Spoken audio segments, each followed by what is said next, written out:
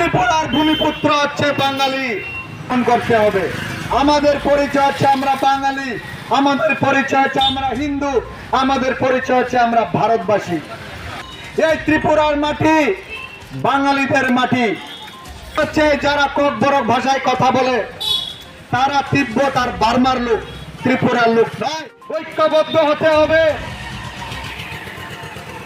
আগে জাতি, আগে মাটি, তারপর রাজনীতি, তারপর পার্টি। আগে জাতি, মাটি, তারপর হচ্ছে পার্টি। আমরা বিভিন্ন দলে বিভক্ত, বিভিন্ন রাজনৈতিক দলে বিভক্ত। আমাদের ভোট কাটিয়ে তীব্রমতা পাশ করবে 35টা সিটে।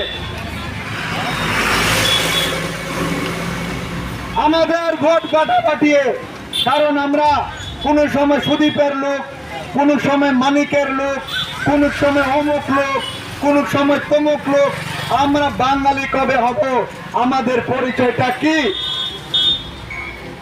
আগে আমাদের পরিচয়টা আমাদেরকে গ্রহণ করতে হবে।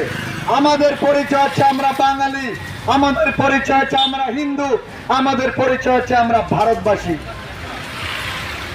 আমরা ভারতীয় ছিলাম, ভারতীয় আছি, ভারতীয় থাকবো। এই ত্রিপুরার মাটি বাঙালিদের মাটি। প্রদ্যুৎ কিশোর বর্মন 29 মে 2022 দিল্লিতে একটা প্রোগ্রামে ইনি ভাষণ দিতে গিয়ে বলেছেন যে ককবরক ভাষা হচ্ছে তিব্বত বার্মিজ ভাষা। ভাষা হচ্ছে মানুষের দেশ এবং জাতির পরিচয়। তো তিব্বত এবং বার্মিজের ভাষা ত্রিপুরায় কেন? তার অর্থ হচ্ছে যারা ককবরক ভাষায় কথা বলে তারা তিব্বত আর বার্মার লোক, ত্রিপুরার লোক নয়। ত্রিপুরার ভূমিপুত্র হচ্ছে বাঙালি। উনি নিজে বলেছেন, প্রদ্যুৎ কিশোর নিজে প্রমাণ করেছেন যে ত্রিপুরার ভূমিপুত্র বাঙালি। ত্রিপুরায় যখন মাণিক্য রাজাদের শাসন শুরু হয়েছে, মাণিক্য রাজাদের রাজভাষা ছিল বাংলা।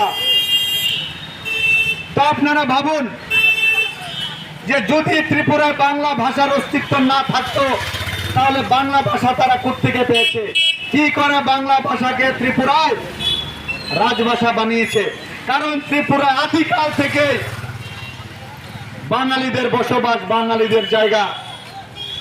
এই যে হাজার হাজার বছর আগে ঊনকোটি, ছবি মোড়ার দুর্গা মূর্তি, পিলাকের বুদ্ধস্তূপ, বক্সনগরের বুদ্ধস্তূপ, হাজার হাজার বছর আগের এই যে নিদর্শনগুলো, এগুলো কারা